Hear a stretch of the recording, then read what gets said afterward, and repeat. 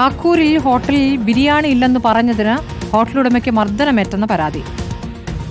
ദേവദാനി ഹോട്ടലുടമ കൊടുന്താളി മീത്തൽ രമേശനാണ് മർദ്ദനമേറ്റത്. പരാതിയിൽ കാക്കൂർ പോലീസ് കേസെടുത്തു. ഹെൽമറ്റ് കൊണ്ടുള്ള അടിയിൽ തലയ്ക്ക് പരിക്കേറ്റ രമേശൻ കോഴിക്കോട് മെഡിക്കൽ കോളേജ് ആശുപത്രിയിൽ ചികിത്സ തേടിയിരിക്കുകയാണ്. സാനിയോ മനോമി വിവരങ്ങളുമായി. സാനിയോ, ബിരിയാണി കിട്ടാതെ അടിച്ചതാരാണെന്ന് തിരിച്ചറിഞ്ഞോ?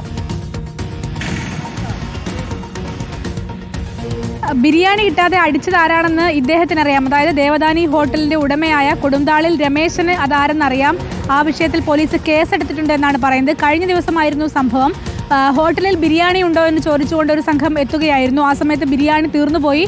പകരം പൊറോട്ടയും ഇറച്ചിക്കറിയും ഉണ്ട് എന്ന് പറഞ്ഞു. പക്ഷേ അവർ തിരിച്ചു ചോദിച്ചത് ആനമുട്ടയുണ്ടോ എന്നായിരുന്നു എന്ന് പറയുന്നു. വളരെ തമാശയുള്ളൊരു കാര്യമാണെങ്കിലും മർദ്ദിച്ചു എന്നുള്ളതാണ്. അങ്ങനെയാണെങ്കിൽ ഞങ്ങൾക്കത് വേണ്ടതില്ല എന്ന് പറഞ്ഞുകൊണ്ട് ഹെൽമറ്റ് കൊണ്ട് മർദ്ദിച്ചു.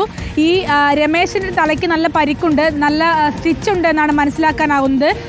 ഇടിയുടെ ആഘാതത്തിൽ മൂക്കിൻ്റെ പാലത്തിനും താടിയെല്ലിനും പരിക്കേറ്റിട്ടുണ്ട്. അത് മെഡിക്കൽ റിപ്പോർട്ടിലടക്കം അത് കാണാനുമുണ്ട്. ഏതായാലും ഈ ചേളന്നൂർ അതുപോലെ കാക്കൂർ ഭാഗങ്ങളിലൊക്കെ ബിരിയാണിയെ സംബന്ധിച്ചിടത്തോളമുള്ള തർക്കങ്ങളും ബിരിയാണിയിൽ പുഴുണ്ടാകലും ഇതൊക്കെ പതിവായിക്കൊണ്ടിരിക്കുന്ന ഒരു സാഹചര്യം കൂടിയാണ് സ്മൃതി ഉള്ളത്.